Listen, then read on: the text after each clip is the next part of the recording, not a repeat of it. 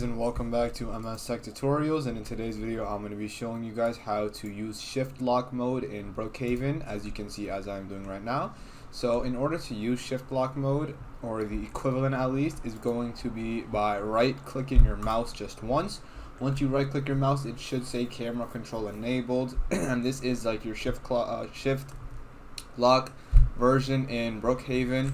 If you do go over to settings, it does say, shift lock is set by the developer, but if you want to actually use it, you have to right click, and yeah.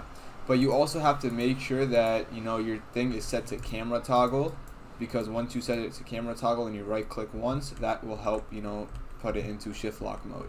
And yeah, that should basically be it for the video. That is how to use shift lock mode in Brookhaven. And yeah, so that is it for the video. Thank you guys for watching. Make sure to give the video a thumbs up, subscribe to the channel, and have a great day.